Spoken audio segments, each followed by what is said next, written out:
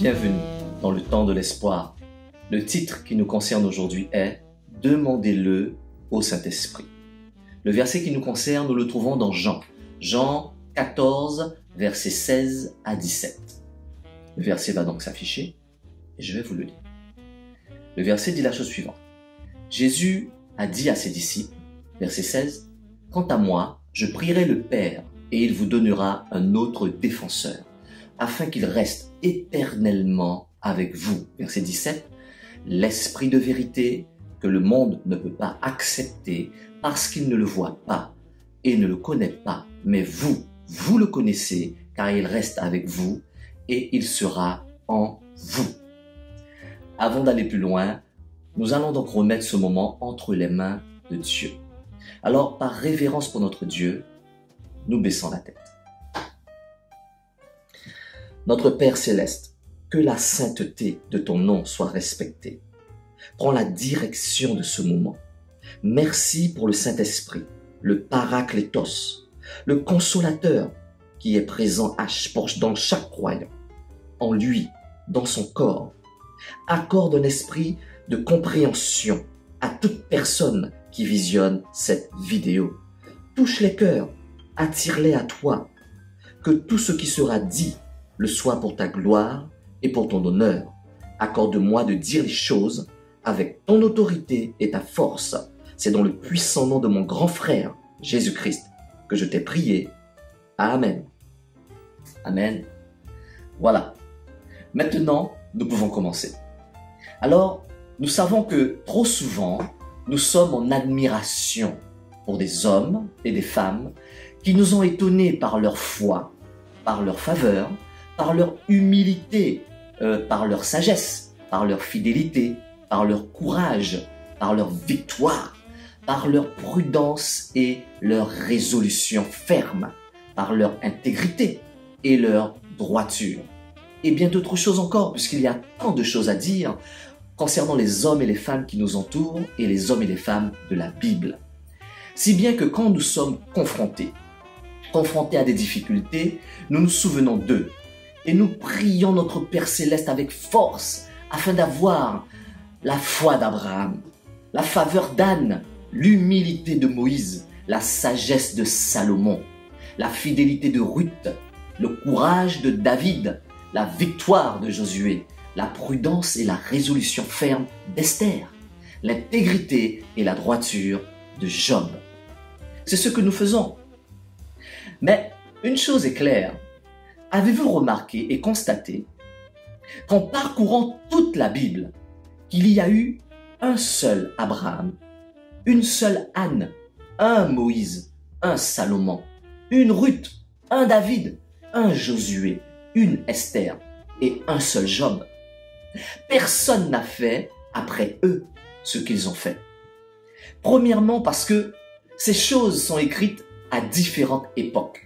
Ils arrivent dans des contextes différents pour nous servir d'exemple. Dieu nous montre ce qui arrive quand les hommes et des femmes lui donnent la première place.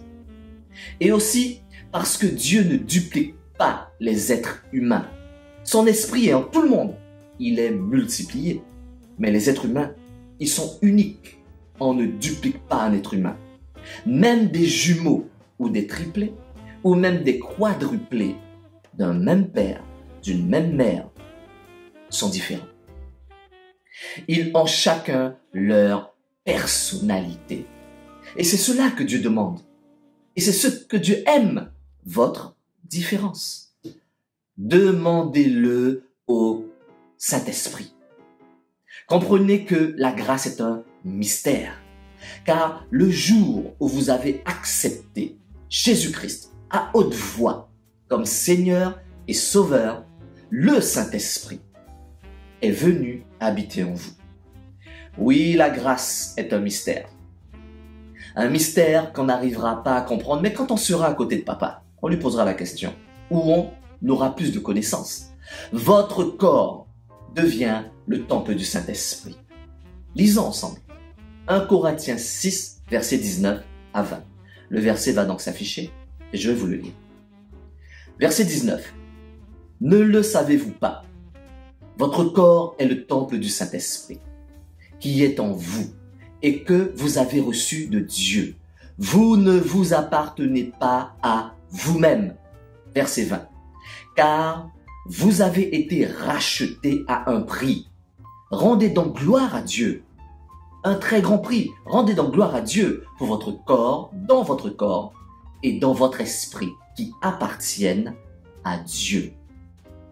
En comprenant cela, puisque quand on comprend cette situation, on comprend qui est le Saint-Esprit, on comprend ce qui a été fait pour que nous puissions recevoir ce Saint-Esprit, et on constate que nous demandons, vous demandez à Dieu des dons, des choses que vous avez déjà avec le Saint-Esprit en vous.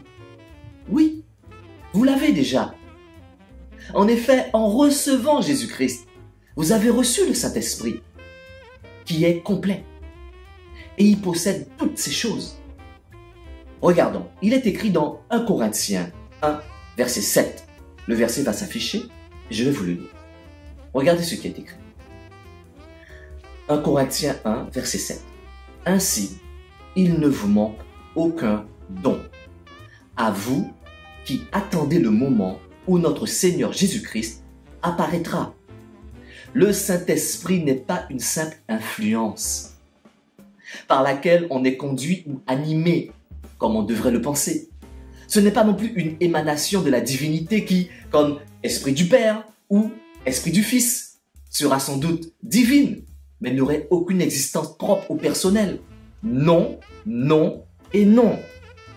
Le Saint-Esprit est une personne divine, présente partout, et qui, à la fête de la Pentecôte, sur la base de l'œuvre parfaite de la rédemption et de l'exaltation de Jésus-Christ à la droite de Dieu, est venu habiter dans les saints, dans les personnes qui étaient présentes ce jour-là, les baptiser pour être un seul corps et demeurer éternellement avec eux. Une personne qui demeure sur cette terre et y restera jusqu'à ce que, comme autrefois, rappelez-vous, Eliezer avait été chercher Rebecca pour la conduire vers son futur époux Isaac. La personne du Saint-Esprit fait la même chose. Elle amène au pays lointain, c'est-à-dire là où nous sommes, la terre, l'épouse, vous et moi, l'Église, vous et moi, l'assemblée de Christ, à la rencontre de son époux et de son Seigneur, Jésus-Christ.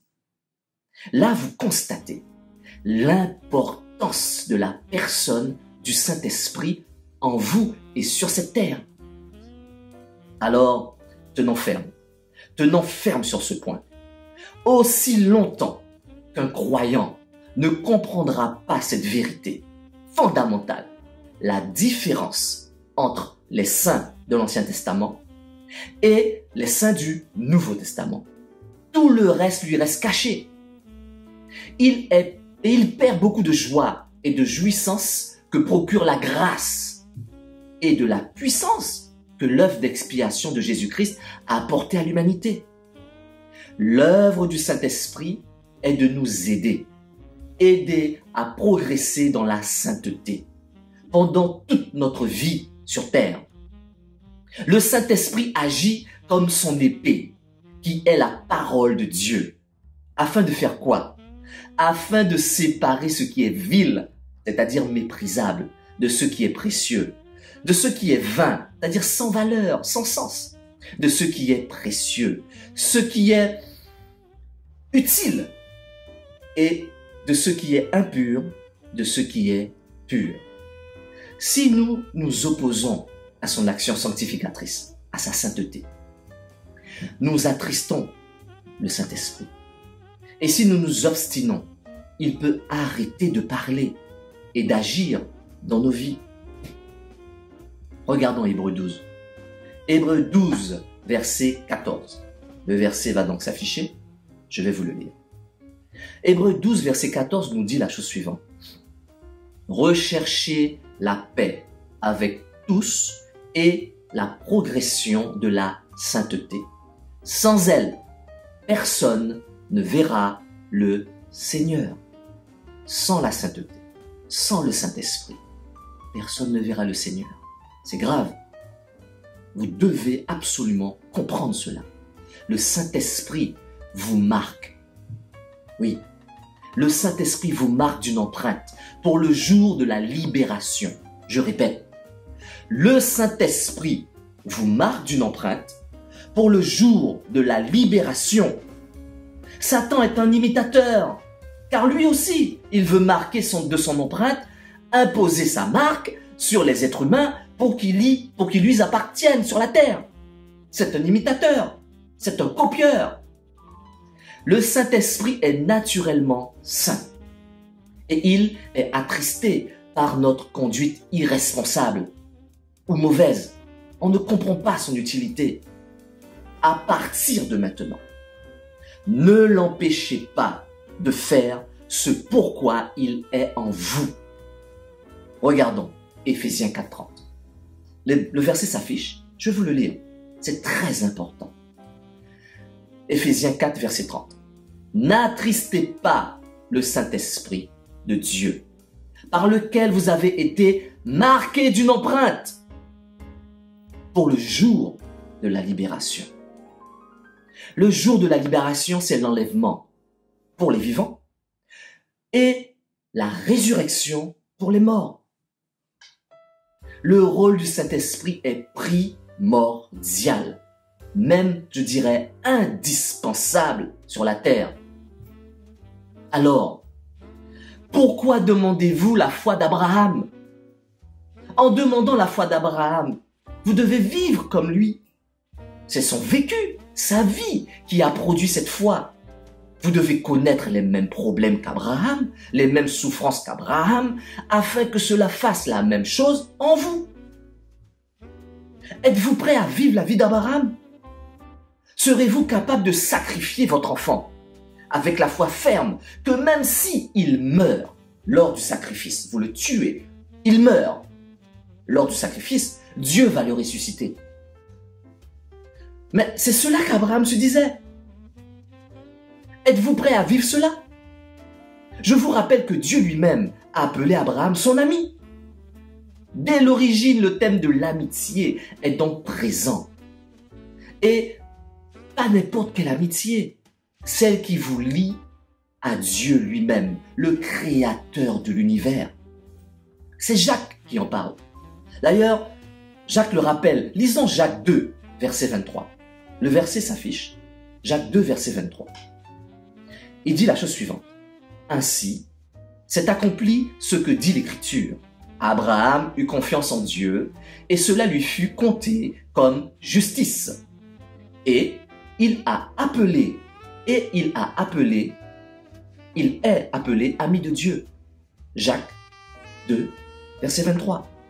Il a été appelé ami de Dieu. Il a été appelé ami de Dieu. Jacques 2, verset 23. Mais d'où tient-il cela? En fait, il cite simplement le prophète Ésaïe. Dans Ésaïe 41, verset 8, cherchons ensemble. Ésaïe 41, verset 8, le verset s'affiche. Je vous le lis. Mais toi, Israël, Israël, c'est un nom. Israël, c'est un peuple, c'est une personne, pas d'une ville. Tu es mon serviteur, Jacob. Tu es celui que j'ai choisi, le descendant de mon ami, Abraham. Ésaïe 41, verset 8. Abraham ne s'est pas déclaré ami de Dieu. Il n'a pas revendiqué cette amitié. C'est Dieu qui, lui-même, qui le déclare tel par la bouche de son prophète Ésaïe. Trop souvent, des personnes se déclarent amis de Dieu. Si ces personnes étaient réellement amis de Dieu, Dieu les aurait révélé qu'une pandémie appelée coronavirus allait arrêter le monde entier en 2020. Là, nous parlons de deuxième vague, au moment où cette vidéo se fait. Et avec une précision divine, puisque Dieu lui-même a révélé à Abraham, son ami, ce qu'il allait faire à Sodome et Gomorrhe, avec une précision divine. Le feu allait descendre, et toutes les explications. Nous pouvons constater et dire qu'ils ne sont pas les amis de Dieu, C'est faux. Mais plutôt des fils et des filles, voire même des enfants de Dieu. Pourquoi? Car un père ne révèle pas à ses enfants tout ce qu'il va faire. À partir de maintenant, et afin de ne pas pécher contre Dieu, demandez au Saint-Esprit de vous accorder l'esprit de foi, pas la foi d'Abraham. Alors, pourquoi demandez-vous la faveur d'Anne? En demandant la faveur d'Anne, vous devez vivre la vie d'Anne. Anne était stérile et demandait à Dieu constamment un enfant. Êtes-vous prêt à vivre cela? Anne était mariée à Elkana, homme de la tribu d'Éphraïm, fils de Joseph. Joseph qui fait partie des 12 enfants de Jacob, appelés par Dieu Israël. Elkana avait 2 femmes, Anne, qui signifie grâce et miséricorde, et Pénina, qui signifie corail. La polygamie. La polygamie, quoique contraire à l'ordre établi de Dieu, dès le commencement, Dieu n'a pas voulu de polygamie. Genèse 2:18. Genèse 2:18 s'affiche, je vous le lis. L'Éternel dit, « Il n'est pas bon que l'homme soit seul, je lui ferai une aide, qui soit son vis-à-vis. » Et lisons aussi Genèse 2, verset 23. Le verset s'affiche, et je vous le lis. Genèse 2, verset 23 dit, « L'homme dit, voici, cette fois, celle sans S, qui est faite de mêmes os et de la même chair que moi. On l'appellera femme, parce qu'elle a été tirée de l'homme. Mais la polygamie n'était pas interdite par la loi. Mais comme l'esprit de la religion juive la condamnait aussi, elle disparut peu à peu de la vie du peuple. Nous en voyons ici, avec Anne, les fruits amers de la polygamie. Êtes-vous prêt à vivre cela? Elkana, le mari d'Anne, montait chaque année à Silo pour adorer. C'est là que se trouvait l'arche de l'alliance de la Bible. Oui, 1 Samuel 1, verset 6. 1 Samuel 1, verset 6 s'affiche et je vous le lis. Sa rivale, d'autres versions disent son ennemi, la provoquait pour la pousser à s'irriter de ce que l'Éternel avait rendu stérile. Il n'est pas dit Satan a fait, mais bien l'Éternel a fait, l'a rendu stérile. Êtes-vous prêt à vivre cela? Car c'était surtout à Silo, dans ce lieu, chaque année, que se produisaient ces scènes pénibles. Ils montaient chaque année au même endroit, car toutes les 2 femmes s'y trouvaient à la même table.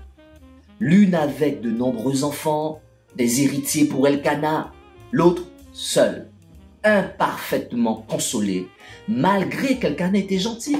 Elkana avait des égards particuliers et des bonnes paroles pour Anne. Bien heureusement.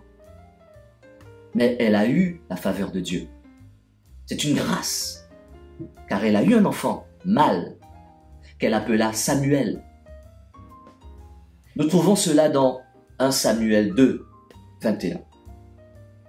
Quand elle eut Samuel, et l'Éternel visita Anne. Et après Samuel avait beaucoup d'enfants. Dieu lui donna encore d'autres enfants. 1 Samuel 2, 21, le verset s'affiche, je vais vous le lire. Et l'Éternel visita Anne, et elle conçut et enfanta 3 fils, 2 filles. Et le jeune Samuel devint grand en la présence de l'Éternel. Que de douleur et de malheur. Avant d'en arriver là, êtes-vous prêt à vivre cela? À partir d'aujourd'hui, demandez-le au Saint-Esprit tout simplement de vous accorder l'esprit de faveur et non la faveur d'Anne.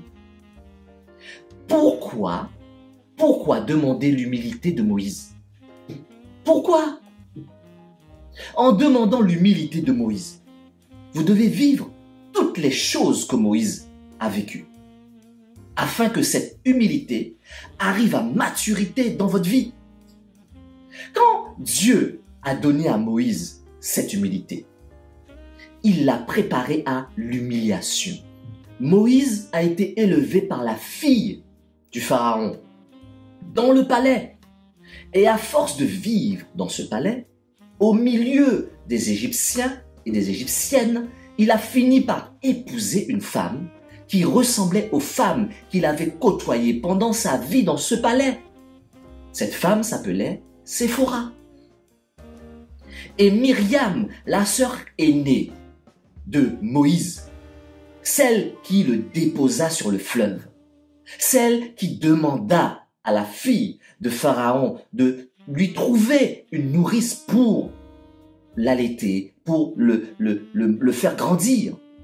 Oui, cette même Myriam, elle remet en cause l'autorité religieuse de son petit frère, Moïse, et le critique à cause de sa femme, Cushite. En effet, cette femme, la femme de Moïse, lui rappelait les Égyptiens. L'autorité égyptienne, les maîtres du monde en ce temps-là. Lisons Nombre 12, versets 1 à 3. Le verset va s'afficher. Verset 1. Myriam et Aaron parlèrent contre Moïse au sujet de la femme Cushite qu'il avait épousée. En effet, il avait épousé une femme Cushite. Allez sur Google, cherchez Cushite. Le nom s'affiche. Et vous constaterez ce que la Bible vous dit est vrai. Verset 2. Ils dirent, est-ce seulement par Moïse que l'Éternel parle? N'est-ce pas aussi par nous qu'il parle? L'Éternel l'entendit. Verset 3. Or Moïse était un homme très humble, plus humble que n'importe quel homme sur la surface de la terre. Êtes-vous prêt à être humilié comme Moïse par votre grande sœur et votre grand frère devant tout le peuple? Parce que la femme de Moïse ressemblait physiquement aux Égyptiens qui avaient maintenu en esclavage le peuple hébreu pendant 400 ans. Et croyez-moi, la femme de Moïse n'était pas inactive dans le camp avec ses deux enfants, Gershom et Eliezer. Et cela déplaisait à Myriam et à Aaron. Êtes-vous prêt à avoir face à vous l'homme le plus puissant du monde, le maître de la terre en ces temps-là, le Pharaon, et de voir qu'il vous ment? Il vous ment après chaque fléau, et malgré que le peuple a vécu ces fléaux contre l'Égypte, et ils se plaignirent à Moïse chaque fois qu'il y avait une épreuve, et cela pendant 40 ans dans le désert. Êtes-vous prêt à vivre cela? En demandant l'humilité de Moïse, comprenez qui était Moïse. Moïse était un homme qui avait accepté de tout quitter pour obéir à la voix de Dieu. Il avait fait une entière confiance à Dieu. Il a quitté l'opulence, le palais, la renommée, la gloire. Ce Dieu qui lui avait demandé une mission impossible. À cause de cela, il fut désigné comme la personne la plus humble que la terre ait jamais portée. Nous le trouvons dans Nombre 12.3 que je viens de lire. Cette amitié avec Dieu est donc liée à la foi, à l'humilité et à la confiance, et donc à l'obéissance à la parole de Dieu. Le fruit de cette attitude intérieure a permis à un homme, Moïse, d'entrer dans une relation d'intimité avec le Seigneur. Êtes-vous prêt à vivre la vie de Moïse? Vous êtes certain? Moïse est le seul être humain qui est resté 40 jours et 40 nuits sans boire ni manger. Nous allons le lire. Nous trouvons ce verset dans Exode 34, verset 28. Du jamais vu. Le verset s'affiche. Je vais vous le lire. Moïse resta avec l'Éternel 40 jours et 40 nuits, il ne mangea pas de pain et ne but pas d'eau. Et l'Éternel écrivit sur les tables les paroles de l'alliance, les 10 paroles. Cela nous confirme quoi? La confirmation vous est donnée qu'en présence, dans la présence de Dieu, le temps s'arrête. Le temps est suspendu. Avez-vous une telle intimité avec Dieu pour demander l'humilité de Moïse? Moïse est le seul être humain qui a pu voir une représentation de Dieu, mais de dos. Nous trouvons ce verset dans Nombre 12, verset 8. Le verset va s'afficher. Je vais vous le lire. Je lui parle directement. Je me révèle à lui sans énigme. Et il voit une représentation de l'Éternel. Comment se fait-il que vous n'ayez pas peur de parler contre mon serviteur Moïse? C'était en réponse à Myriam et à Aaron qui avaient critiqué Moïse concernant sa femme couchite. À partir de maintenant, ne demandez plus l'humilité de Moïse, surtout pas. Demandez au Saint-Esprit. Demandez-le au Saint-Esprit de vous accorder l'esprit d'humilité. Ce sera adapté à vous. Ce sera adapté à votre vie. Pourquoi? Pourquoi demandez-vous la sagesse de Salomon? Pourquoi? C'est la chose que j'entends le plus souvent. Que Dieu me donne ou que Dieu te donne la sagesse de Salomon. N'acceptez pas ça. Refusez-le. Attention à ce que vous demandez. Quand vous demandez la sagesse de Salomon, n'oubliez pas qu'à la fin de sa vie, Salomon a grandement déçu Dieu. Ne vous arrêtez pas aux richesses, à l'or, au palais, à la puissance financière de Salomon. N'ayez pas cette arrière-pensée. Dieu lit votre cœur. Lisons ensemble. 1 Roi 11, versets 6 à 13. 1 Roi 11, versets 6 à 13. Le verset va donc s'afficher. Nous lisons. Verset 6. Salomon fit ce qui est mal aux yeux de l'Éternel. Et il ne suivit pas pleinement, contrairement à son père David. 7. Ce fut alors qu'il construisit sur la montagne qui se trouve en face de Jérusalem un haut lieu pour Kémosh, l'abominable dieu de Moab, et pour Moloch, l'abominable dieu des Ammonites. Verset 8. Il agit de cette manière à l'intention de toutes ces femmes étrangères, pour qu'elles puissent offrir des parfums et des sacrifices à leur Dieu. Verset 9. L'Éternel fut irrité contre Salomon, parce qu'il avait détourné son cœur de lui, le Dieu d'Israël, qui lui était apparu 2 fois. Dieu lui est apparu 2 fois. Combien de fois Dieu vous est apparu? 10. Et lui avait pourtant expressément défendu de suivre d'autres dieux. Mais Salomon ne respecta pas ce commandement de l'Éternel. Verset 11. L'Éternel dit alors à Salomon, « Puisque tu as agi de cette manière et que tu n'as pas respecté mon alliance ni les prescriptions que je t'avais données, je vais t'arracher le royaume et la donner à ton serviteur. » 12. Toutefois, je ne le ferai pas pendant ta vie à cause de ton père David. C'est la main de ton fils. C'est de la main de ton fils que je l'arracherai. Verset 13. Je n'arracherai pas cependant tout le royaume à ton fils. Je lui laisserai une tribu à cause de mon serviteur David et de Jérusalem, la ville que j'ai choisie. Alors ma question, parce que j'ai une question pour vous, pour les gens qui désirent avoir la sagesse de Salomon, ma question est la suivante. Avez-vous pour papa, pour père, un homme comme le roi David?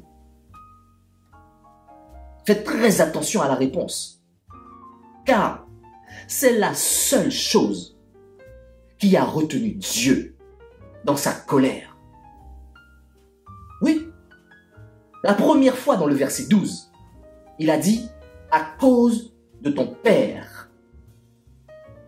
Qui est votre père? Qui est votre papa? La deuxième fois dans le verset 13, « à cause de mon serviteur David et de Jérusalem ». La ville. Êtes-vous prêt à vivre cela? À partir de maintenant. Demandez plutôt. Ne demandez plus, pardon. Ne demandez plus la sagesse de Salomon. Même si quelqu'un qui semble être élevé dans ce monde, la personne la plus élevée, dignement élevée, le plus puissant, proclame sur votre vie ou sur vous, reçoit la sagesse de Salomon, refusez-la. Ne l'acceptez pas, car cela engendre tout le reste. Demandez-le au Saint-Esprit de vous accorder l'esprit de sagesse. Tout simplement. Pourquoi demandez-vous la fidélité de Ruth? Pourquoi? Savez-vous que Ruth était moabite? Les Moabites étaient prétendus issus d'un commerce incestueux de l'aînée des filles de Lot avec son père. Moabite, Ruth. Lisons Genèse 19, versets 36 à 38. Le verset va s'afficher. Je vais vous le lire. Verset 36. Les deux filles de Lot tombèrent enceintes de leur père. 37. L'aînée mit au monde un fils qu'elle appela Moab. C'est l'ancêtre des Moabites jusqu'à aujourd'hui. Verset 38. La plus jeune mit aussi un fils au monde. Elle l'appela Ben-Ammi. C'est l'ancêtre des Ammonites jusqu'à aujourd'hui. Êtes-vous prêts? Êtes-vous prêts à vivre cela et à porter le poids, ce poids sur vos épaules? La fidélité de Ruth pour Naomi va à l'extrême. Êtes-vous prêts à aller par votre fidélité jusqu'aux extrêmes? Lisons Ruth 1, versets 15 à 17. Verset 15. Naomi dit à Ruth, « Tu vois, ta belle-sœur est retournée vers son peuple et vers ses dieux. Retourne chez toi. » Comme elle. Verset 16. Ruth répondit, « Ne me pousse pas à te laisser, à repartir loin de toi. Où tu iras, j'irai. Où tu habiteras, j'habiterai. Ton peuple sera mon peuple et ton Dieu sera mon Dieu. » Verset 17. « Où tu mourras, je mourrai et j'y resterai enterré. Que l'Éternel me traite avec la plus grande sévérité, si autre chose que la mort me sépare de toi. » Oui, l'histoire se termine bien, parce que nous la connaissons. Et comme vous la connaissez comme moi déjà, cela vous semble moins pénible. Mais mettez-vous à la place de Ruth. Quand elle confirme sa fidélité, sans savoir comment cela se terminera. Car Naomi était ruinée. Elle n'avait plus rien. Pas d'autre fils à lui donner. Lisez votre Bible. Écoutez la Bible audio. Êtes-vous prêt à dire cela à votre belle-mère actuelle? Concernant Ruth, son mari est mort. Le fils de Naomi est mort. Elle est donc une jeune veuve, fraîche, belle et maintenant libre. Et malgré cela, Ruth reste avec Naomi, sans aucune assurance d'une vie meilleure. Quelle fidélité! À partir d'aujourd'hui, à partir de maintenant, ne demandez pas la fidélité de Ruth. Ne faites pas ça. Demandez-le au Saint-Esprit de vous donner l'esprit de fidélité. Car l'esprit de fidélité que le Saint-Esprit vous donnera sera adapté à ce que vous êtes. Pourquoi? Pourquoi demandez-vous le courage de David? Trop souvent, nous aimons parler de David comme roi. et non comme berger. Car avant d'être roi, David était berger. Son courage a pris naissance pendant sa garde des brebis. Êtes-vous capable de garder tout un troupeau d'agneaux, de moutons, les protéger des lions et des ours avec une simple fronde et un bâton de berger? Ça, c'est du courage. Dès que ce lion va rugir devant vous, parce que si vous connaissez bien les animaux, comme moi je les aime, la qualité d'un lion, c'est quand il rugit, il fait face à sa proie ou à son ennemi ou à l'obstacle. Il avance. Un lion ne recule pas. Jamais. Soit il meurt, soit il attaque. Ou que un ours se tiendra devant vous avec sur ses deux pattes arrière et va commencer à rugir. Vous allez comprendre qu'est-ce que c'est le courage de David. Vous passez près d'une barrière close. Un chien aboie, vous avez peur. Et vous demandez le courage de David. Êtes-vous prêt à être poursuivi par le roi Saül? Sans cause. Et pourtant, David avait reçu l'onction de la royauté par Samuel. Oui, Samuel, le fils d'Anne. On en parlait d'Anne tout à l'heure.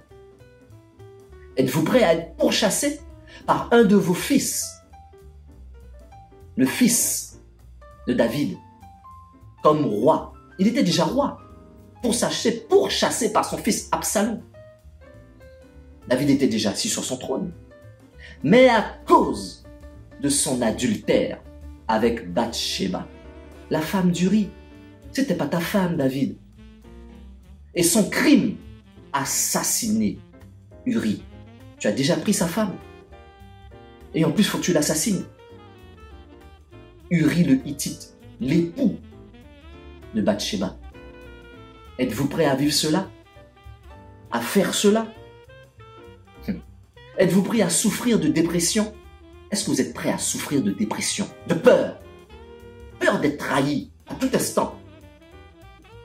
Êtes-vous prêt à vous faire passer pour un fou, pour un malade mental, devant une multitude, juste pour sauver votre vie?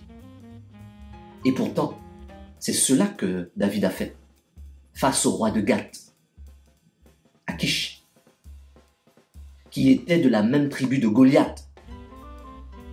Ils n'avaient pas encore avalé le fait que David avait tué Goliath. Ils voulaient sa peau. Le géant que David avait terrassé là. Quel courage! Ça, c'est du courage. S'humilier de cette manière. Le courage de s'humilier. Lisons 1 Samuel 21, 12. Lisons, le verset va s'afficher. Je vais vous le lire. David prit à cœur ces paroles, et il eut une grande crainte d'Akish, roi de Gath. Verset 13. Il se montra comme fou à leurs yeux. Il se montra comme fou à leurs yeux, et fit devant eux des extravagances. Il faisait des marques sur les battants des portes, et il laissait couler sa salive sur sa barbe. Verset 14. Akish dit à ses serviteurs, vous voyez bien que cet homme a perdu raison. Pourquoi me l'amenez-vous? Pour Akish, il n'y avait aucune gloire de tuer un homme qui avait perdu la raison. Quelle gloire il allait en tirer?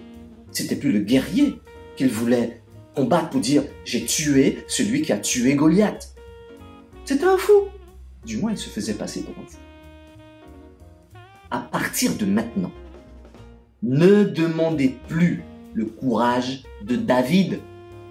Demandez-le au Saint-Esprit qui est en vous de vous accorder le courage de David. L'esprit de courage que le Saint-Esprit vous accordera, pas le courage de David, l'esprit de courage que l'Esprit vous accordera sera adapté à vous, comme le courage de David est adapté à David. Faites attention à ce que vous demandez. Pourquoi demandez-vous la victoire de Josué? La victoire de Josué. Avez-vous marché avec Moïse dans le désert? Avez-vous gagné des combats de votre propre main? Tué des gens? Êtes-vous capable de dire, ma famille et moi, nous servirons l'Éternel, pas seulement, juste après la mort de Moïse, face à toute la multitude, plus de 450 000 personnes qui sont là. Un peuple rebelle qui attend de voir si réellement vous êtes le digne héritier de Moïse. Êtes-vous prêt à vivre cela? Dieu, le créateur de l'univers, du ciel et de la terre, écoute-t-il votre voix? Avez-vous arrêté le soleil dans sa course et suspendu la lune? J'en doute. Lisons Josué 10, 12 à 14. Le verset va s'afficher. Lisons. Josué 10, verset 12. Alors Josué parla à l'Éternel, le jour où l'Éternel livra les Amoréens aux Israélites. Et il dit, devant Israël, soleil, arrête-toi sur Gabaon, et toi lune, sur la vallée d'Ajalon. Verset 13. Le soleil s'arrêta et la lune suspendit sa course, jusqu'à ce que la nation se voit vengée de ses ennemis. Cela n'est-il pas écrit dans le livre du juste? Le soleil s'arrêta au milieu du ciel et ne s'empressa pas de se coucher durant presque toute la journée. Tout un jour. Verset 14. Il n'y a pas eu de jour comme celui-là, ni avant, ni après, où l'Éternel a écouté la voix d'un homme, car l'Éternel combattait pour Israël. À partir d'aujourd'hui, ne demandez pas la victoire de Josué, surtout pas. Demandez-le au Saint-Esprit qui est en vous, de vous accorder l'esprit de victoire qui sera adapté à ce que vous êtes, à qui vous êtes, et grandira en vous pour vous donner une pleine victoire par le Saint-Esprit, dans le nom puissant de Yeshua HaMashiach, Jésus-Christ, notre grand frère. Pourquoi demandez-vous la prudence et la résolution ferme d'Esther? Pourquoi? Êtes-vous Esther? Êtes-vous reine d'un quelconque royaume? Beaucoup de gens ne regardent que la fonction. La reine Esther. Ah, je désire faire comme Esther. Je souhaite vivre la vie d'Esther. Pourquoi? Dieu connaît votre arrière-pensée. C'est quoi? C'est le palais qui vous intéresse? C'est ça? Êtes-vous prêt à vivre la vie d'Esther? Il est vrai qu'Esther est connue de tous pour ses 3 jours de jeûne. Le jeûne d'Esther, 3 jours sans boire ni manger. Sans boire ni manger. Lisons Esther 4, verset 16. Avez-vous déjà jeûné 3 jours sans boire ni manger? Esther 4, verset 16. Je lis pour vous. Va rassembler tous les Juifs qui se trouvent à Suse et jeûnez pour moi. Ne mangez et ne buvez rien pendant 3 jours, ni la nuit, ni le jour. Moi aussi, je respecterai un tel jeûne avec mes servants, et c'est dans cette disposition que je pénétrerai chez le roi. J'enfreindrai la loi, et si je dois mourir, je mourrai. Êtes-vous prêt à dire cela? Êtes-vous prêt à vivre cela? En tant que reine, à désobéir à la loi, car quiconque se présente devant le roi sans rendez-vous était puni de mort, était tué tout de suite, sur place. Quel que soit, vous êtes reine ou vous n'êtes pas reine. Êtes-vous prêt à subir cela? Et ce n'est pas tout, car quand le ministre Aman décide d'exterminer tous les Juifs du royaume, Esther est ainsi au premier rang pour demander au roi d'annuler le décret de son ministre. Mais il faut savoir, lisez la Bible, écoutez la Bible audio. Un décret marqué du sceau royal ne peut être annulé ni modifié. C'est la loi. Par contre, c'est alors qu'Esther obtint du roi le droit pour les Juifs de se défendre le jour où ils sont attaqués. Êtes-vous capable de gérer une telle situation? Tous les Juifs du royaume, c'est pas votre quartier, c'est pas votre commune, tout le pays, vous devez contacter tout le monde. Esther a jeûné 3 jours. C'est bien. Parfait. Maintenant, il faut se battre. Êtes-vous prêt à vivre cela? Lisons Esther 8, verset 11. Le verset va s'afficher et je vais vous le lire. Esther 8, verset 11. Le roi y autorisait les Juifs, quelle que soit la ville qu'ils habitaient ou qu'ils habitent, de se rassembler à se défendre, à défendre leur vie en exterminant, massacrant et supprimant tous les groupes armés d'un peuple ou d'une province qui les attaquerait, y compris les petits-enfants et les femmes, et à procéder au pillage. Tout le monde pouvait se battre. Et à procéder au pillage de leurs biens. Êtes-vous prêt à avoir une telle charge sur vos épaules? Ça, c'était pour Esther. Mais pour vous, demandez-le au Saint-Esprit de vous accorder l'esprit de prudence et de résolution ferme. Et quand il vous l'accordera, cet esprit de prudence et de résolution ferme sera adapté à vous. Pourquoi demandez-vous l'intégrité et la droiture de Job? Ah, Job. Tout le monde connaît cette histoire. Pourquoi demandez-vous l'intégrité et la droiture de Job? Êtes-vous prêt à vivre la vie de Job? De nos jours, ces valeurs ont perdu tout leur sens et tendent à disparaître au profit de la trahison, de la méchanceté. Êtes-vous prêt à perdre vos enfants? À perdre votre richesse et tout ce que vous avez? À perdre votre santé? Êtes-vous prêt à vivre tout cela et de continuer à donner gloire à Dieu? Êtes-vous certain que dès la première épreuve, vous n'allez pas échouer, vous n'allez pas renier Dieu et mourir? Nous connaissons tous l'histoire de Job, puisque nous l'avons déjà lue et nous apprécions sa fin heureuse. Bravo! Alors, avant de faire des demandes qui risquent d'être lourdes de conséquences pour vous, demandez-le au Saint-Esprit de vous accorder l'esprit d'intégrité et de droiture. Et cet esprit d'intégrité et de droiture sera adapté à vous. Le Saint-Esprit vit en vous et en moi. Il est complet. Il a tout. Mais il faut le laisser actionner ces choses-là en vous. Ne le bloquez pas. Et vous savez que le Saint-Esprit a encore beaucoup d'autres choses en réserve pour vous et moi. Il est l'esprit de vérité. L'esprit de vérité vous conduira dans la bonne direction, dans toute la vérité. Jean 16, 13, le verset s'affiche. Il nous dit, quand le défenseur sera venu, l'esprit de la vérité, il vous conduira dans toute la vérité, car il ne parlera pas de lui-même, mais il dira tout ce qu'il aura entendu et vous annoncera les choses à venir. Jean 16, verset 13. L'esprit produit un bon fruit en vous.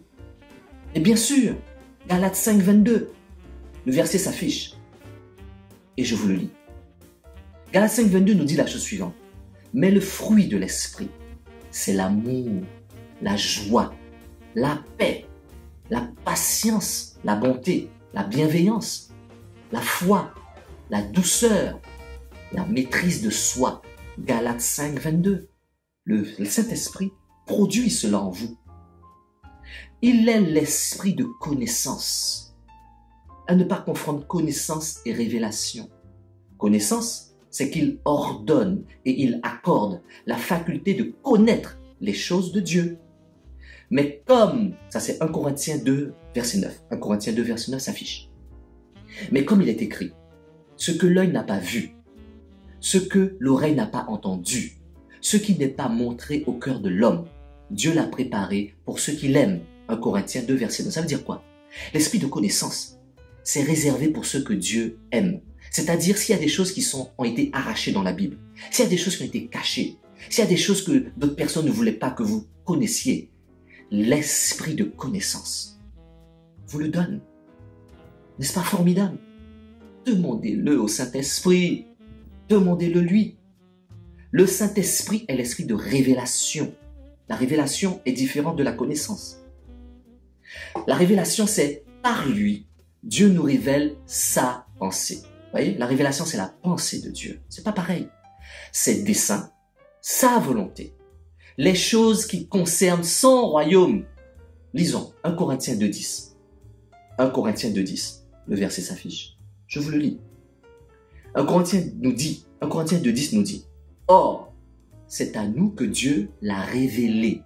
Par qui? Par son esprit. Car l'esprit examine tout, même les profondeurs de Dieu. 1 Corinthiens 2, verset 10. Dieu vous accorde beaucoup de choses par le Saint-Esprit. Le Saint-Esprit vous donne l'esprit de la crainte de Dieu. Il nous rend respectueux. C'est pas la peur. Ça n'a rien à voir avec la peur. Il nous rend respectueux. Ce n'est pas avoir peur de Dieu, marcher dans la crainte de Dieu. C'est se soucier de lui être agréable, de demeurer dans sa sanctification. Disons 1 Thessaloniciens 4, verset 7. Le verset s'affiche, je vous le lis. 1 Thessaloniciens 4, verset 7 nous dit, en effet, Dieu nous a pas appelés à l'impureté, mais à la consécration. 1 Thessaloniciens 4, verset 7. La crainte de Dieu, consacrez-vous. Le Saint-Esprit vous accorde l'esprit de conseil. Il conseille selon Dieu.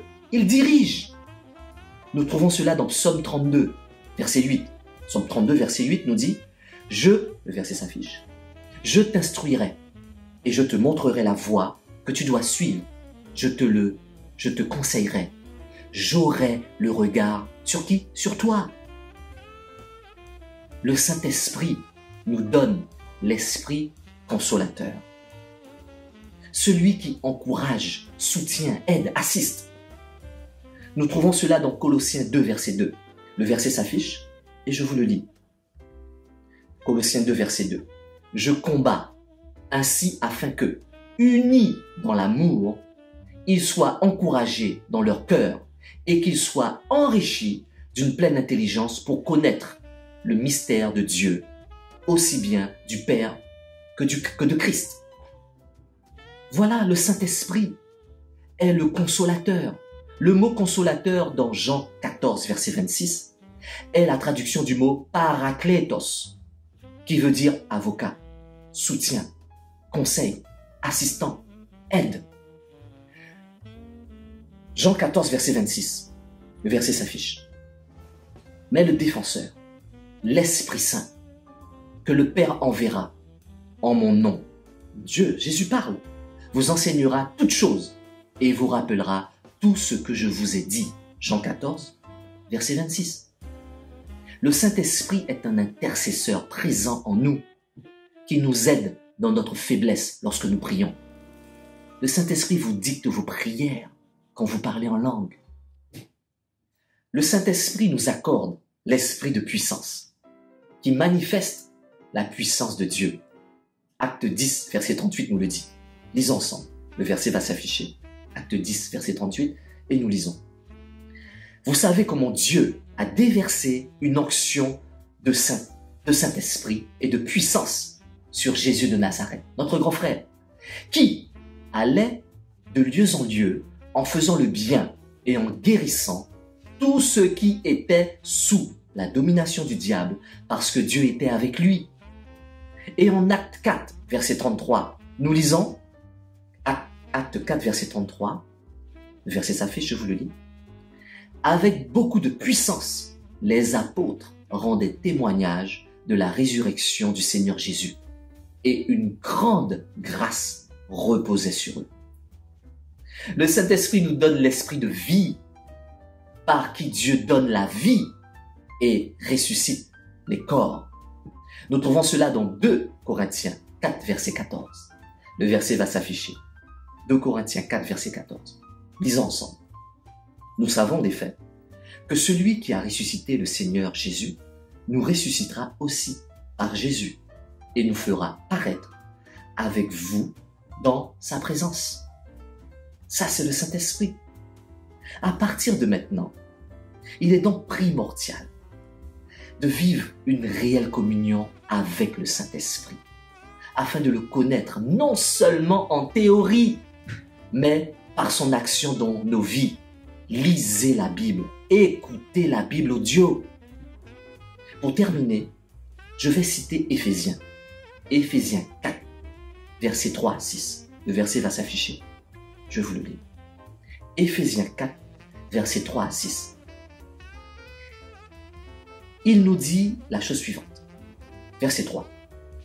Efforcez-vous de conserver l'unité de l'esprit par le lien de la paix. Verset 4.